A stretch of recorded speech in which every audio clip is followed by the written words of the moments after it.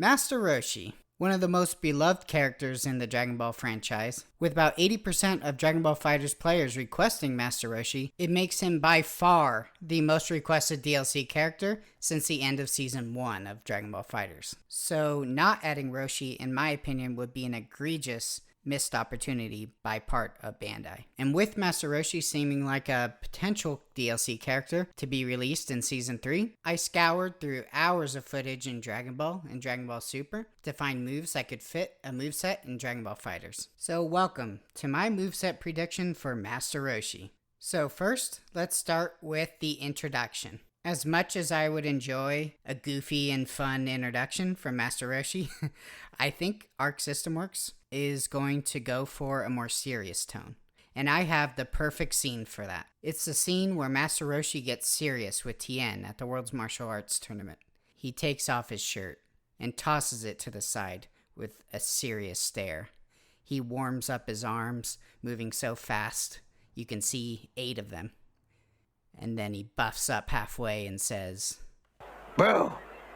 And then maybe some other dialogue after that, unique to whatever character he's going up against. I think this would be an awesome opening and a nice little homage to the original Roshi.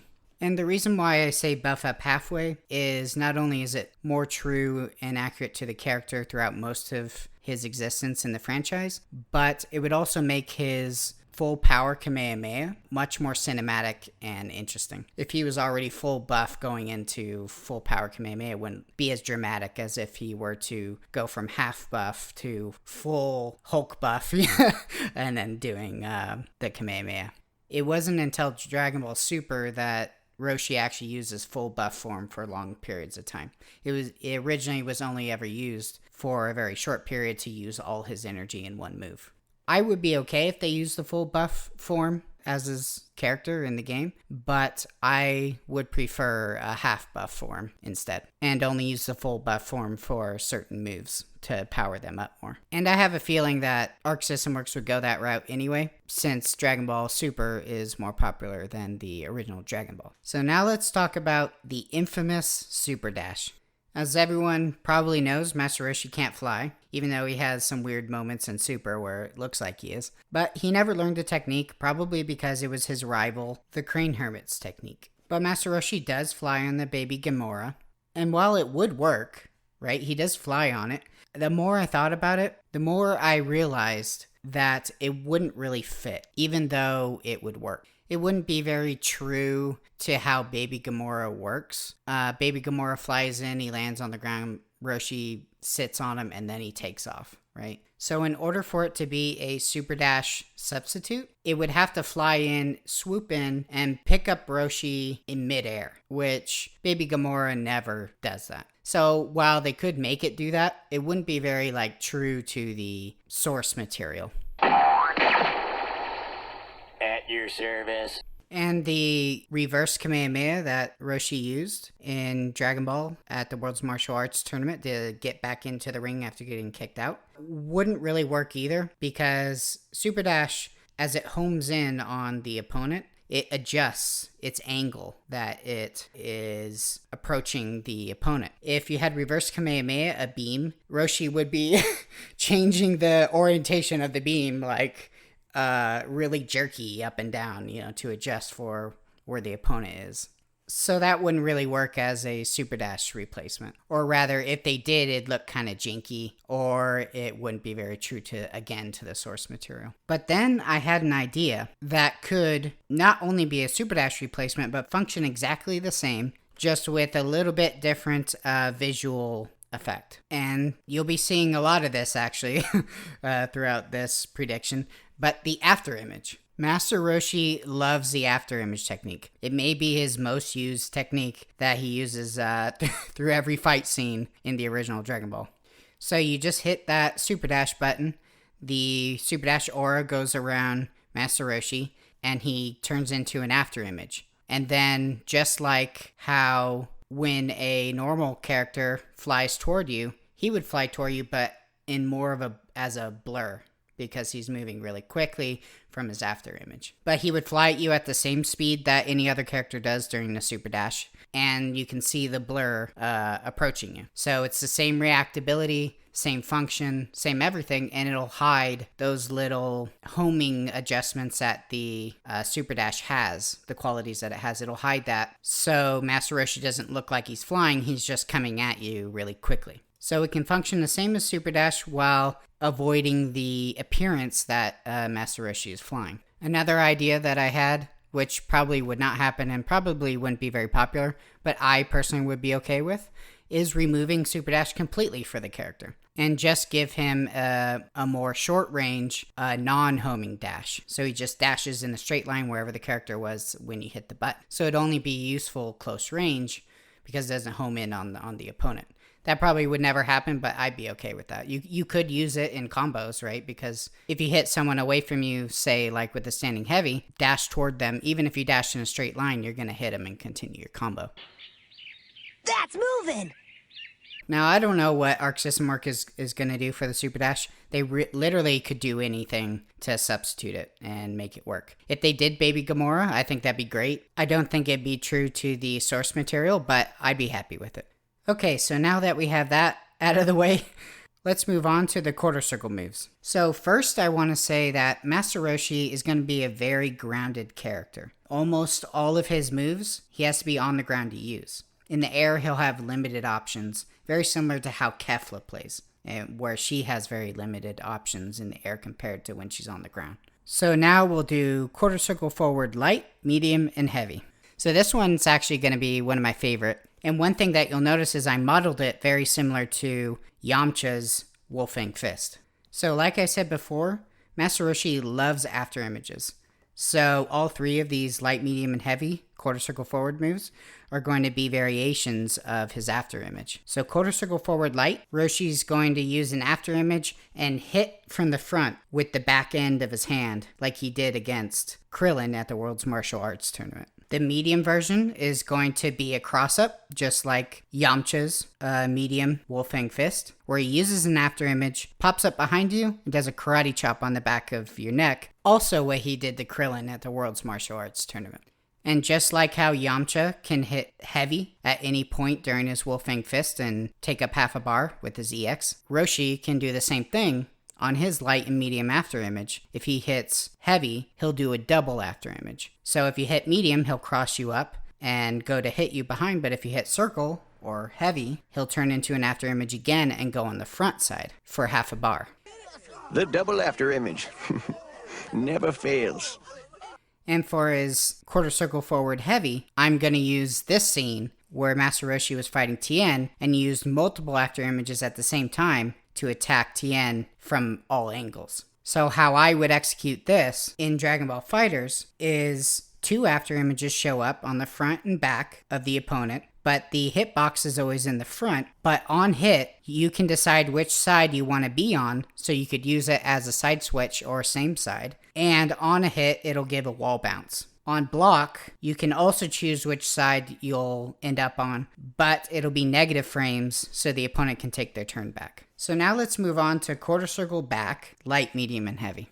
So throughout Master Roshi's fights at the World's Martial Arts Tournaments, Roshi is quite the grappler. He grapples Tien many times throughout their fight, and even thinks about grappling Kid Goku at the first World's Martial Arts Tournament in the show, but decides not to because Kid Goku is too small. So I would make his quarter circle back, light, medium, and heavy, three variations of throws and grapples that he uses against Tien at the second World's Martial Arts Tournament in the show. So one grapple that Master Roshi uses against Tien is he grabs his arms and then kicks him up in the air with an upper kick. So I would make this his quarter circle back light, either with just hitting up in the air or a light knockdown. Next, for his medium, I would have Roshi use the grab he used against Tien, where he grabs his leg, swings him around, and throws him as hard as he can out of the World's Martial Arts Tournament arena. I would have this move either give a wall bounce or sliding knockdown. For quarter circle back heavy, I would make it a side switching grab, where it's the grab that he used against Tien when he was about to get pushed out of the World's Martial Arts Tournament arena. He arm locked Tien and headbutted him, flipping on the other side of him. So just like how Super Saiyan Blue Gogeta's EX moves flip sides, this grab heavy EX move would function in a similar way. Next, let's move on to the implementation of the special button. So just standing there, you hit the special button, normally does a ki blast. Well, Roshi doesn't really shoot ki blasts, right? So that little tiny maneuverable ki sparkle that he uses in the Tournament of Power would be a great substitute for a ki blast. They could either make it highly maneuverable by the player or just give it an automatic homing property. For this next one, I actually have to thank Globku for suggesting this because I completely forgot about it and missed it in my review of the Dragon Ball episodes. He could have a forward special move where he uses something called Winter Breeze. He used it against Yamcha, and it could be low priority. Probably wouldn't be very good in neutral, but could be used in combos. And I completely agree with that, and I think it'd be a great addition to Master Roshi's moveset. And for the quarter circle forward special, you could probably guess what this is going to be. That's right, Kamehameha. Master Roshi uses a lower power Kamehameha several times in his fights. So it fits perfect that he can use a Kamehameha beam as a quarter circle forward special. No problem. So next is the quarter circle back special. And this one is going to be the Sleepy Boy technique that Master Roshi used against Kid Goku at the first World Martial Arts Tournament in the show. He also used it again in Super at the Tournament of Power. And it could function very similar to Tien's telekinesis with Chaozu, but maybe with a little bit more stun time. Or the same amount of stun time, doesn't really matter. But it would be really fun, a nice little reference to his moveset, and a great move. You know, that's a great move that Tien has, and Roshi should have it too. So even though I don't think reverse Kamehameha would make the best Super Dash replacement, I didn't scrap it altogether, and I gave it to him as a quarter circle back special move, but only in the air. It will propel Roshi through the air, similar to Goku GT's, except he can only use it once until after recovery. But it could be angular, similar to Goku GT, where he can shoot himself straight down to the ground or up in the air, and could be used potentially in combos. And another cool added factor is the beam. Behind him, would have a hitbox. So if the opponent, say, were to vanish behind you or somehow end up behind you after you use the move, the beam would hit them and could be vanish cancelable. So like we said before, Roshi can't fly, and he's going to be a much more grounded character. So his J2H, or jump down heavy, is not going to hit the opponent up in the air, because if he's already in the air, he can't go up higher because he can't fly, right?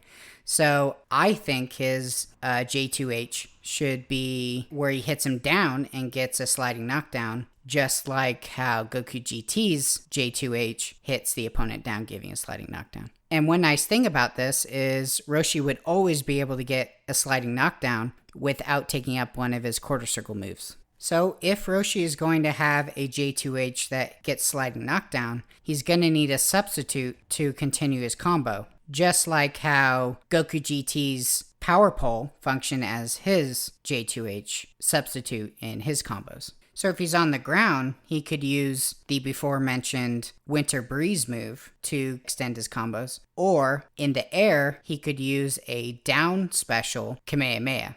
He used this move in the movie Dragon Ball Super Resurrection F. When he fought Frieza's men, he jumped up in the air and shot a Kamehameha down at the ground, killing a bunch of people. And then this move could be Super Dash confirmable, acting as that J2H substitute, and also keeping Master Roshi grounded. It could function very similar to Krillin's down special Ki Blast. And this next one, if they put it in the game, would be by far my favorite move that Roshi would have in his moveset. A forward H, Drunken Master counter stance. It could have similar active frames to UI Goku's counter stance, but only work against melee attacks and wouldn't necessarily, teleport behind the opponent, but do a counter strike. That could potentially be light confirmable or get some kind of combo afterward. And during the active frames, he kind of sways back and forth like he's drunk, right? His cheeks turn a little red during those active frames of the counter stance, and then gets him. Something else I think Master Roshi should have is a wake-up counter in some form. Ideally, I would like his wake-up counter to function similar to UI Goku's, where you hold the right button and then on recovery, he uses a counterattack. But I could also settle for a level 1 or level 3 wake-up counter. So if I had it my way, I think Master Roshi should have a wake-up counter like UI Goku, where you hold down the right button, and on wake-up he'll do a very short-range punch, where he jumps up and punches you in the face. Master Roshi did this against Tien at the World's Martial Arts Tournament after getting knocked down. And it could be variable. You could hold down the right button and the heavy at the same time, and it'll do an EX version where he does a one-handed Kamehameha on Wake Up, similar to how he used it in the Resurrection F movie. Now, another reason on top of it just being more useful this way, but on top of that, I also think it should be this way because the one-handed Kamehameha really isn't powerful enough to justify a level 1 super or level 3 super. You know, it was just kind of a small Kamehameha blast that he used real quickly to take out a few small grunts. So just being accurate to the source material, it would fit better being more of a UI style wake-up counter. And I would also add that it could only be used after a sliding knockdown or heavy knockdown. That way it maintains the theme of Master Roshi being grounded. And the non-EX punch version would only be short range, whereas if you use the EX version, he can do a more long range wake up counter. So now we have the level 1 and level 3 supers. Now first I'm going to tell you how I would like the level 1 and level 3 supers to be set up, and then I'll tell you what I think is probably more likely that Arc System Works would end up doing. So I would like for him to have 2 level 1 supers. The first one that I would like for him to have is Lightning Flash Surprise Attack. Not much of a surprise when you're yelling out the name, but I would like for him to have that. And his other level 1 super I would like for him to have is a transformation install super into his full buff form. Another reason why I want Master Roshi to be at half buff form, not just for using full power Kamehameha and transforming into full buff, but also being able to control the transformation at least for a limited time with a level 1 transformation super. Then I would have his main damaging level 3 super be the full power original Kamehameha, and then an alternative level 3 with the Mafuba. And I would have the Mafuba have like a sealing gimmick rather than just dealing damage like the Kamehameha. It could function similar to Android 16's self-destruction move, where it's very reactable, but on hit, it's really useful. But maybe not as reactable as Android 16's self-destruction, provided that maybe Master Roshi, when he is killed, or it takes damage or something to that effect, you break open the container, whether it's a little vial or a rice cooker, and freeing the ally that was sealed away. The ally wouldn't take any damage, they're just sealed away. But if it's the last character on your team, then you would lose. You know, something like that. I don't know if that would be completely broken, but just the thought of it, some type of sealing away gimmick would be really cool. Because the Mafuba is not really designed to deal damage, it's just meant to seal you away. But I don't think Arc System Works would do this with the Mafuba. I think it would end up being kind of a novelty level 3, similar to Android 16. You never use it because it never hits, or hits so seldomly that it's not really worth the 3 bars to do, unless you're just messing around, right? So instead, I think they're going to have it function more similar to Majin Buu's Candy in Android 21's Candy move, where it'll deal damage, and if it kills you, then you get sealed away. If it doesn't kill you, it still deals the damage, but Master Roshi fails to seal you into the container. Either he misses it or the lid to the rice cooker shuts before Master Roshi could get you into the container. And then back to the level 1 transformation install super. I don't think Arc System Works would do that. They tend to shy away from those kind of things. I mean, look at what they did with Dragon Ball Super Broly. They totally avoided a permanent change into Super Saiyan with him, which was a little disappointing, but I don't know what's going on behind the scenes and deadlines and things like that. So, I'm not going to complain about it. But I take that as evidence that they're probably not going to do that with Roshi. So how I think the level 1 and level 3 supers are more likely to get set up is have a level 1 lightning flash surprise attack and a level 1 original full power Kamehameha, and the difference between them would be the Kamehameha would deal more damage by itself, but the lightning flash surprise attack would have better scaling for super assists. And then for his level 3 super, just have the Mafuba as his level 3. That's what I think probably would happen, or something very similar to that, even though, I prefer what I described before. And now for the outro or victory pose, and I think this is where we're going to see the more silly and comic relief side of Roshi. He'll power down to his full skinny self, and what I would like to see is the dance he does, First World Martial Arts Tournament. A martial artist's life is the only life for me dance. And if Goku GT is on his team, Goku GT can dance with him just like Kid Goku did in the original Dragon Ball. Now, this would fit better as an opening for Master Roshi, but if we're going with a more serious theme, I think this is a great place to put it. And then he could put his peace sign out and say, I'm the winner. But that's going to end my prediction video. In the comments, tell me what ideas that I had that you liked, what you didn't like, or some of your own ideas. And then we can discuss it. Don't forget to like and subscribe for Dragon Ball FighterZ news and predictions. And as always, thanks for watching. I'm Wish for Roshi, and I'll see you in the next video.